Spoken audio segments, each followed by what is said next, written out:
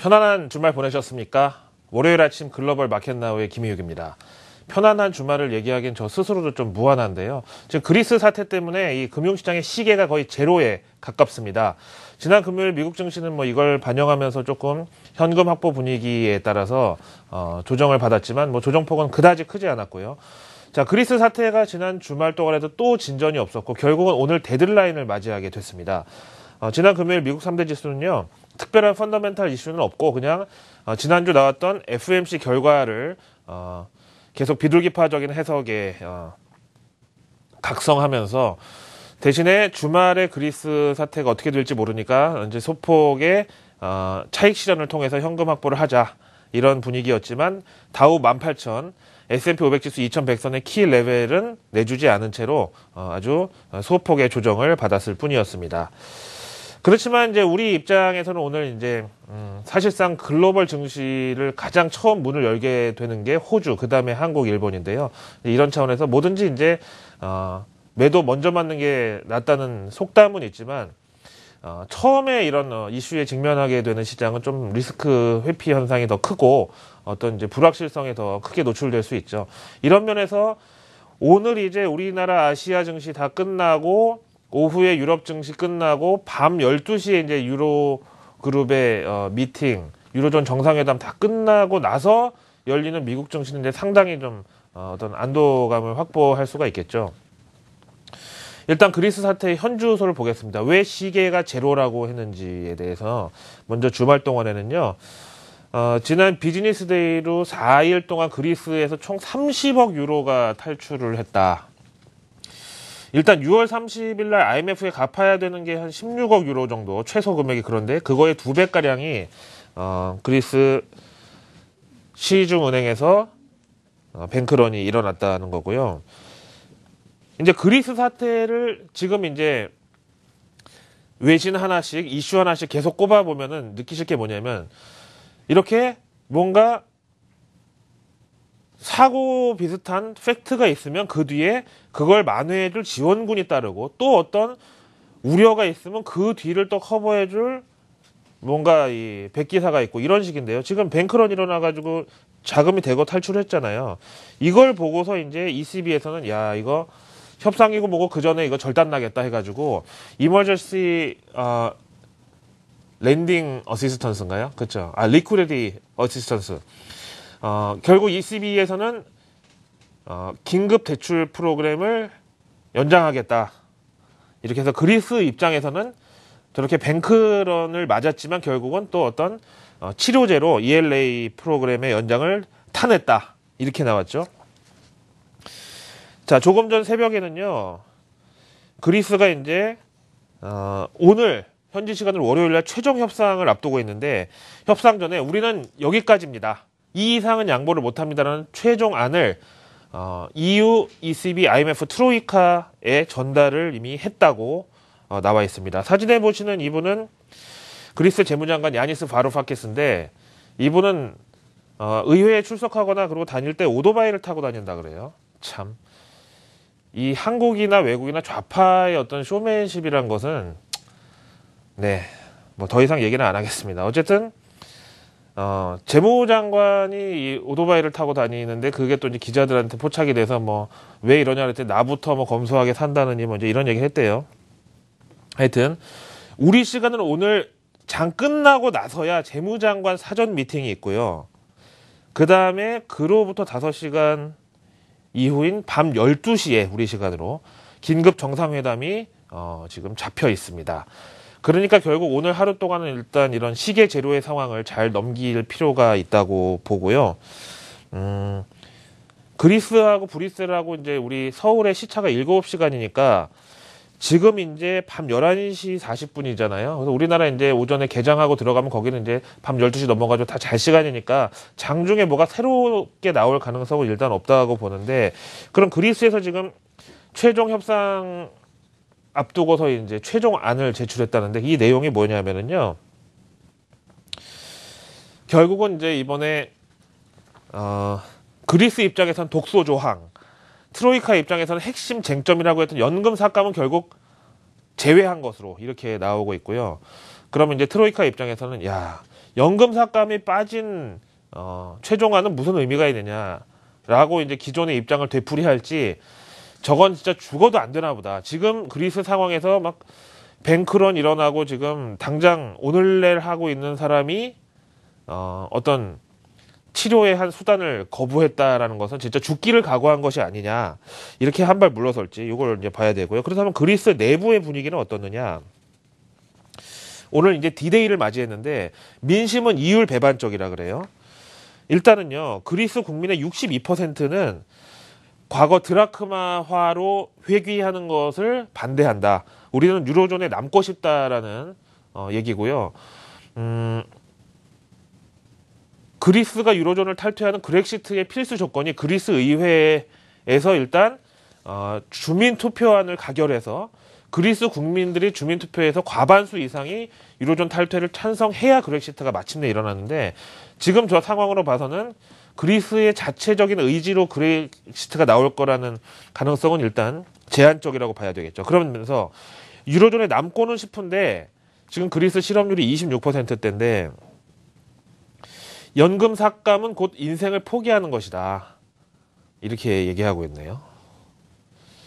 뭐 어떤 논리인지는 알겠습니다만 그리스 진짜 이 관광 산업도 발달하고 이랬는데 연금 삭감을 한다고 해서 저렇게 뭐 완전히 사회 안전망이 없는 상태냐, 전부 빈민층으로 추락할 수밖에 없느냐, 이거는 이제 그들의 어떤 뭐 목소리를 잘 걸러들을 필요가 있다고 보고요. 어쨌든 현지 민심이 이렇습니다. 그래가지고 지금 막 나는 뭐 몇 살이고요, 뭐 가족이 몇 명이 있고요, 뭐 이런 인터뷰 내용이 쭉 나와 있는 거고요. 앞에서 보신 대로 현지 시간 월요일 날 EU 긴급 정상회담에서 단판을 짓게 됐습니다. 자, BBC 뉴스에는 이제 보다 구체적인 Before and After를 만들어 놨는데 한번 읽어보실까요? 영국의 BBC 뉴스입니다. 앞에서 말씀드린 뉴 프로포절스, 그러니까 이제 최종안이 결국 전달이 됐다는 거고요. 이 데드라인을 과연 잘 넘길 수 있을까에 대해서 얘기를 하고 있는데,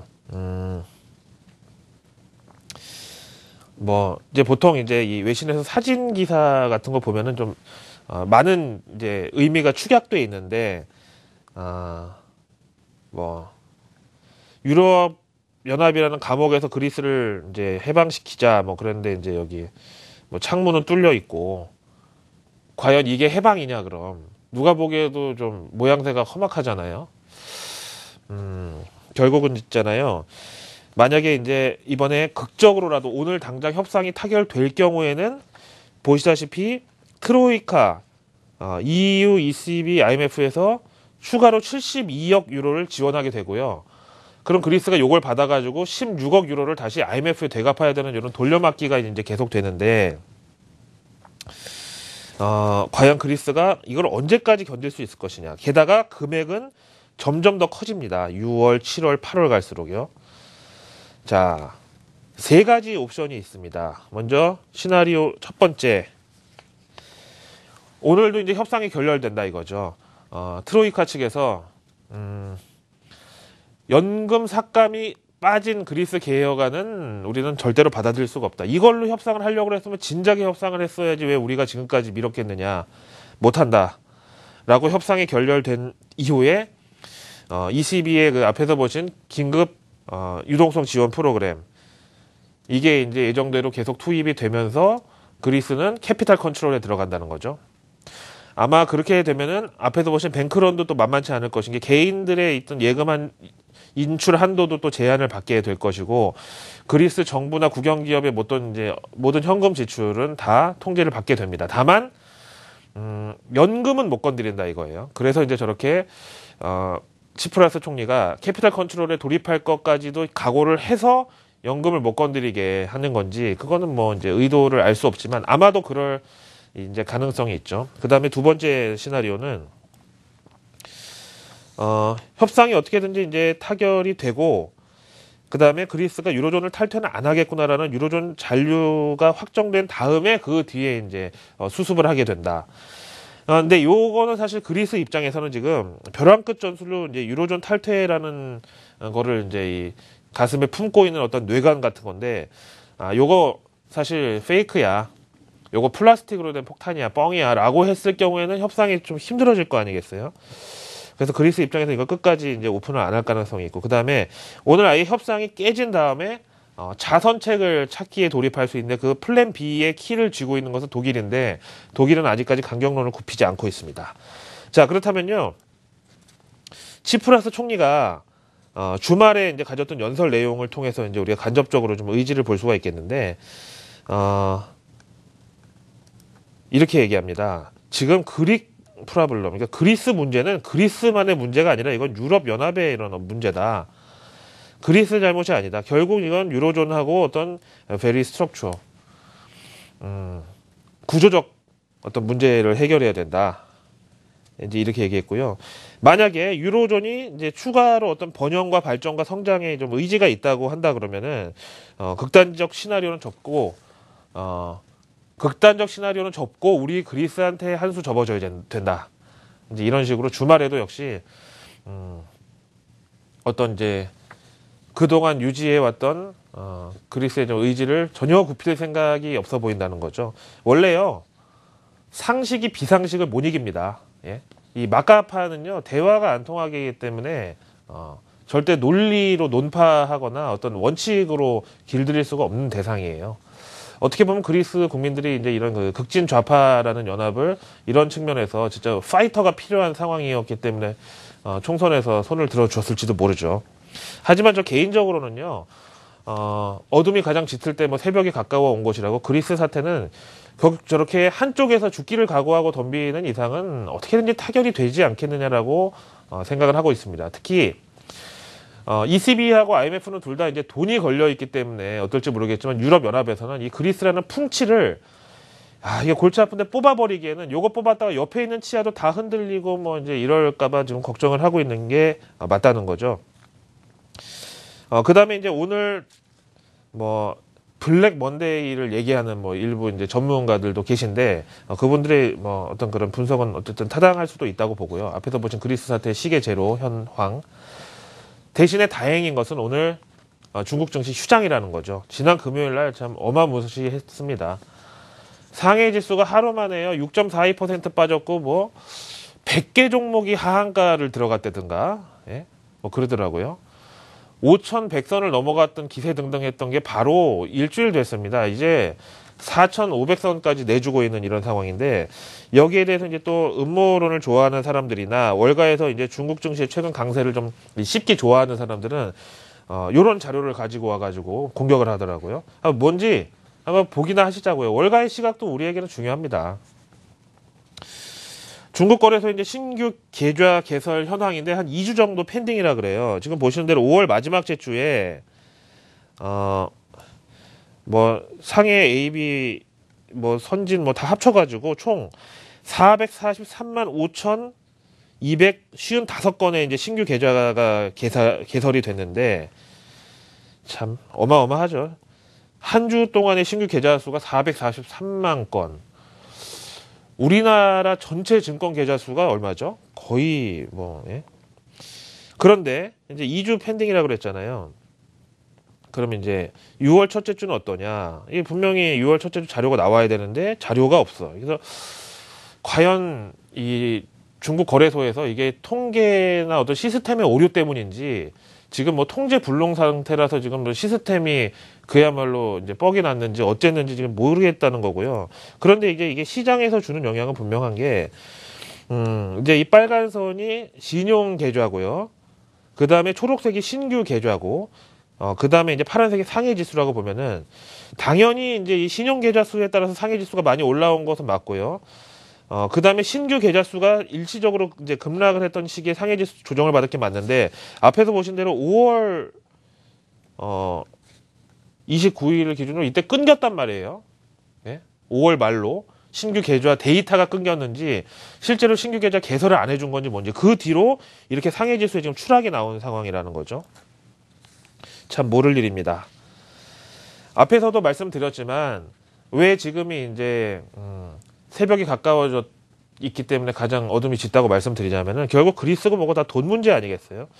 근데 이제 글로벌 어떤 이 돈줄을 죄고 있는 연준의 이 비둘기파적 전망이, 이게 뭐 그냥 일개 분석기관의 어떤 컨센서스라고 보기에는 이제 내년 2월까지로 연준 금리 인상이 늦춰져 있다는 이런 시각이 있는데, 이 사람들도 다 연봉 받고 일하는 사람들이고 미국은 또 이직도 많은데 미치지 않고서야 말도 안 되는 주장을 할 리는 없잖아요. 어쨌든 이런 월가의 컨센서스가 있기 때문에 결국은 돈 문제는 돈으로 해결이 되지 않느냐. 지금 연준이란 주포가 우리 편으로 또 이제 호의적인 제스처를 취하고 있는데, 그리스고 뭐고 일단 시장이 원하는 소기의 성과는 이제 얻어냈고, 그리스 사태든 뭐 여러 가지로 좀 악재를 부풀려 가지고 얻어내려고 했던 연준의 비둘기파적 어떤 행보는 이미 충분히 성과를 거뒀다. 마지막으로 MSCI 한국지수 보실까요?